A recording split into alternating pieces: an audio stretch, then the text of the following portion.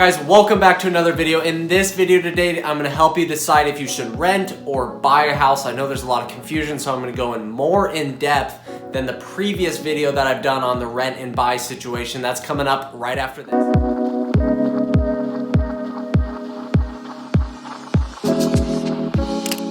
YouTube channel that's all about real estate. My name is Alex and I post videos 3 times a week, every Monday, Wednesday, Friday. So if you haven't already, hit that subscribe button down there to get more information about real estate. And if you get any value out of this video, hit the like button on this video so it gets viewed more and more people get educated on this topic, which is my main priority with this channel. Now on to the video you're waiting for. Rent versus buy. I know this is always a topic. People are confused about it. You know, are they in the right place to buy a house or should they actually be renting? So I'm gonna clear it up all right now. I use this kind of chart that's super easy, rent versus buy, pros and cons. And I'm gonna pull it up on the screen. You can find it on the internet. And I'm gonna kind of run through, you know, what these things mean for you. And then ultimately at the end of the video, you can make the decision if you should rent or if you should buy, and you'll feel more comfortable with where you're at right now. So first, let's pull it up on the screen. Let's go through the rent scenario. Okay, now on the top of this list, it says I plan to live in the area for less than 2 years. So if that's you, you know, maybe you got relocated for a job, maybe you're only gonna stay, you know, where you're at for a year, year and a half, maybe it's only 6 months, well then you should probably rent in that scenario, and I'll explain more when we get to the buy side, but let's continue down. I want to maintain flexibility and mobility. You know, this kind of goes back to the relocation of the job.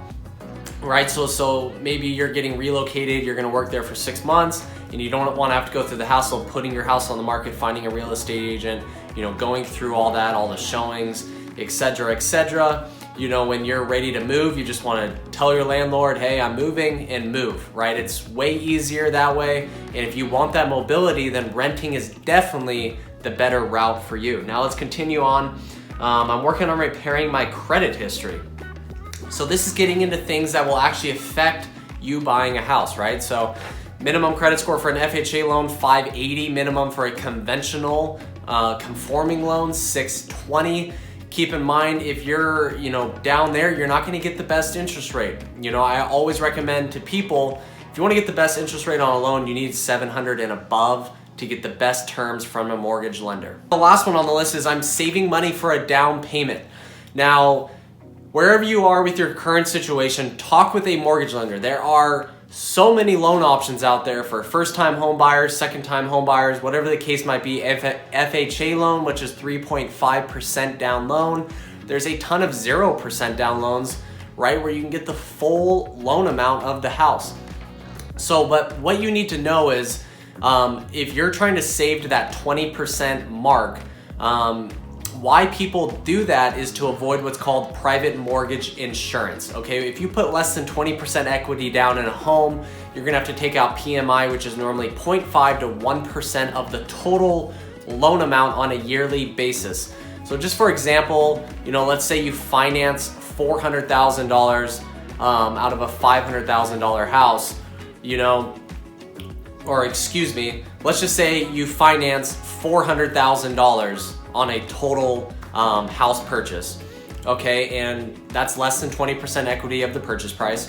So you would have around, depending on if it's 0.5 or 1%, you know, it could be $2,000 or $4,000 a year in PMI insurance. Definitely something to think about in the long term. You can talk with your mortgage lender. It might just be better for you just to buy the house and have PMI insurance, because the equity you're gonna gain over the years is gonna kind of override that payment that you would put into the property. So that's definitely something to think about. But like I said, talk with the mortgage lender. There are plenty of loan options out there.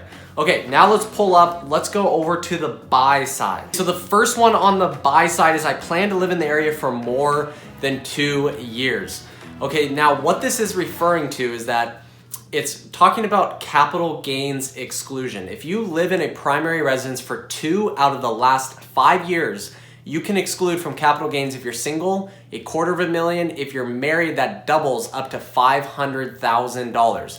That means all the equity you gained in the property is tax-free. You do not pay tax on it. Okay, but say if you were to live in that property for less than 2 years, sell the property, well, you would pay tax on any of that capital gain, that equity that you gained through living in the house. Now that leads me to number 2 on this list. I want to build investment equity over time, right? So, real estate is a great safe investment to put your money. It's a tangible asset, meaning you live in the house, right? You can see your asset, you live in it, you have the pride of home ownership. These are all great things of owning a house.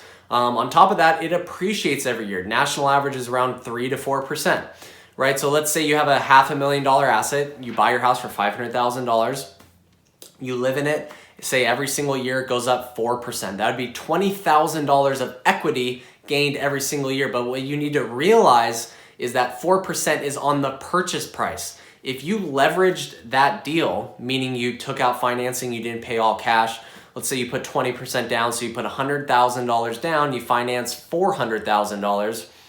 Well, really, that's gaining 4% on the $500,000, right? Which would be $20,000. It's not 4% of $100,000, right? So your return on your cash is actually way greater when you leverage the deal. But ultimately, if you're looking for a place to put your money, maybe you're looking for a place for your family to live, well, then don't look further. Real estate is the best option. And in this case, I would not recommend renting. I would recommend buying a house. Let's continue down on the list. I'm looking for ways to further my tax deductions. If you're looking to reduce your tax liability, or maybe you're just simply looking to buy a house and you're wondering what are the tax deductions, well, I'll list 5 simple ones for you. First off, property taxes.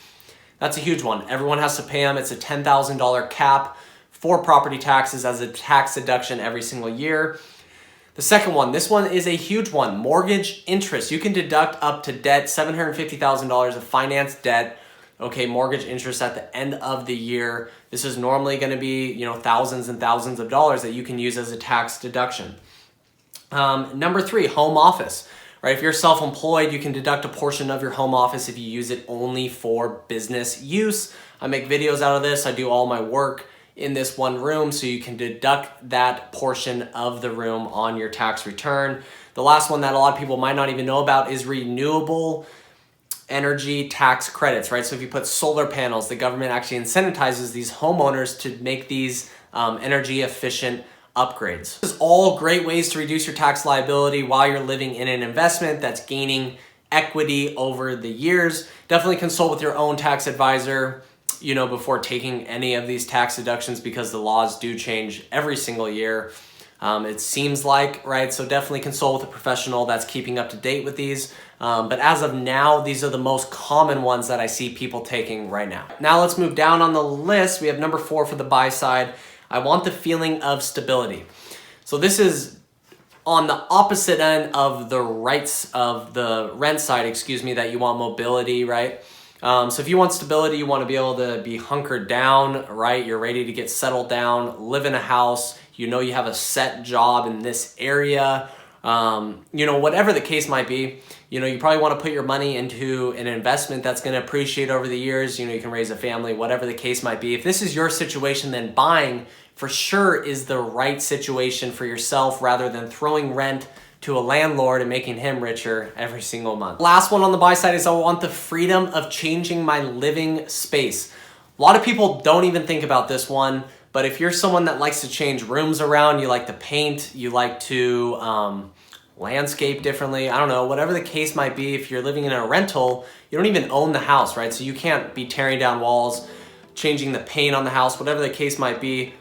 But when you own a house, right, you can make these renovations yourself, which are, it's super fun. If you want to, landscape the yard, add a swimming pool, whatever the case might be, when you buy a house, you own the house, you can do whatever you want with it under certain circumstances. If you live in an HOA, which I touched on in another video, there's limitations to that, but we won't go into that.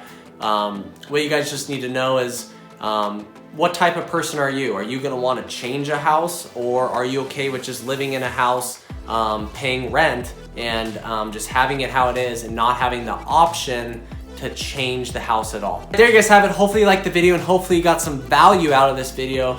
And I hope this video helped you decide if you should rent or buy a house.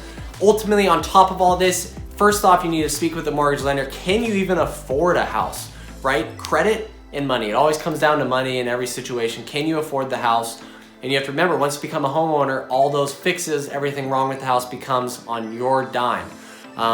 So think about that. If you guys need more help deciding, I would love to talk to you guys. You can email me, shoot me a text, whatever the case might be. All my information is down there in the description. And stay tuned for future videos Wednesday, Friday this week. See you guys then.